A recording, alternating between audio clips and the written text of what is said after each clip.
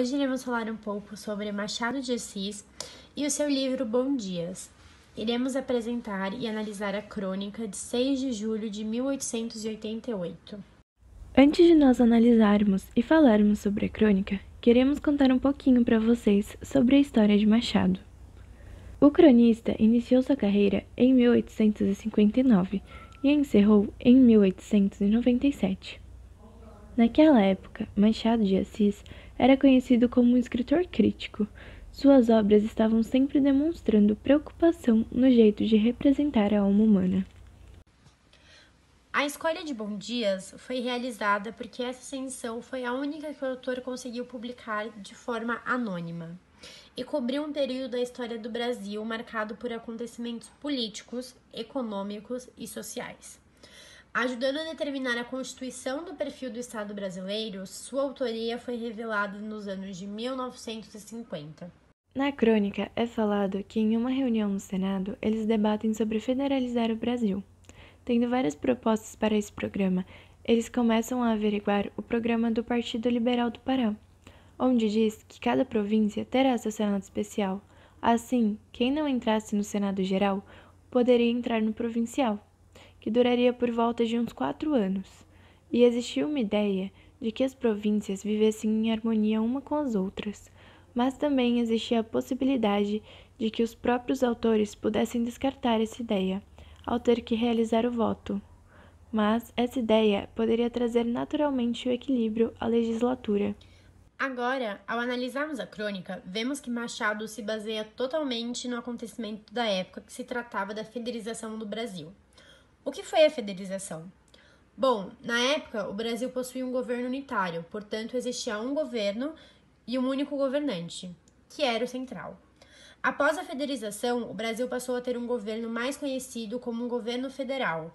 Então, cada estado, que antes era chamado de província, agora tem um governante. Depois de toda essa contextualização para entendermos melhor, iremos fazer um breve resumo da crônica. Na história, como já dito antes, Machado fala sobre a federalização. Naquela época, ainda pensavam sobre, mas isso realmente só foi acontecer 2 anos depois, quando as constituições já haviam sido escritas. Assim, na crônica, contém muita ironia da parte de Machado em relação àqueles que de alguma forma desejavam estar na política ou trabalhar como um servidor público, por exemplo. Em um dos trechos da crônica, ele diz: "Aí está o remédio. Quem não puder entrar no Senado Geral, entra no Senado Provincial. Não é um Senado de primeira ordem, um Senado de patente, um cronômetro, mas é um Senadozinho, de prata dourada, afiançado por 4 anos. Esse trecho se refere àqueles que desejam trabalhar no Estado, mas não conseguiam pela pequena quantidade de cargos e porque muitos que estavam lá demoravam a perder o cargo por estar sempre se reelegendo. Ao falar destes, Machado faz uma brincadeira dizendo que agora terá o cargo suficiente para todos aqueles que não haviam conseguido. Outra grande ironia presente na crônica é quando Machado se refere ao Ceará. Abre aspas, a única objeção que pode se fazer ao Senado Provincial é tornar ainda mais interligável a política do Ceará. E mais uma vez, a ironia de Machado se faz presente na crônica. Naquela época, as famílias mais ricas eram as quais governavam as províncias, e no Ceará especialmente, as ideias das províncias não costumavam ser tão claras e tão fáceis de serem entendidas, o que fez com que Machado trouxesse um humor à crônica.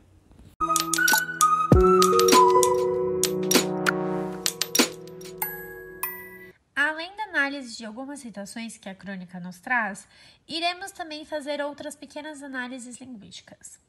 Ao observarmos o vocabulário, encontramos algumas palavras que podem ser novidade para alguns, como a palavra, abre aspas, Volapük, fecha aspas. Ela é considerada uma língua artificial que foi criada em 1879 pelo padre alemão que tinha como objetivo torná-la uma língua universal, assim como o inglês é hoje em dia. E também a palavra, abre aspas, americanistas, fecha aspas. Essa palavra tinha como sentido restrito àqueles que estudavam os americanos. Ainda sobre análise linguística, vamos falar sobre funções de linguagens. Separamos uma que é a mais presente na crônica, a função emotiva. porque o cronista transmite bastante sobre sua opinião diretamente ao interlocutor e também está em primeira pessoa. Também separamos alguns trechos que possuem figuras de linguagens presentes, como por exemplo: é sempre coisa muito agradável, estando em terra firme, ver de longe um naufrágio dos outros. Nesse trecho, predomina a metáfora, que traz sentido figurado à frase. Portanto, o naufrágio significa uma derrota ou a derrota de alguém. Outro trecho também presente é: não me sufoquem, ouçam-me, sosseguem, deixem-me falar. A figura predominante é chamada de assindeto, que é usada para omitir conjunções que ligam os elementos.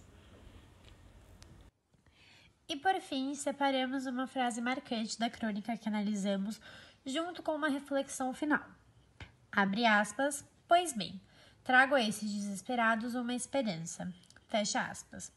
Toda a crônica nos fez perceber que a federalização foi uma grande mudança para o governo daquela época e que as pessoas esperavam diversas coisas sobre.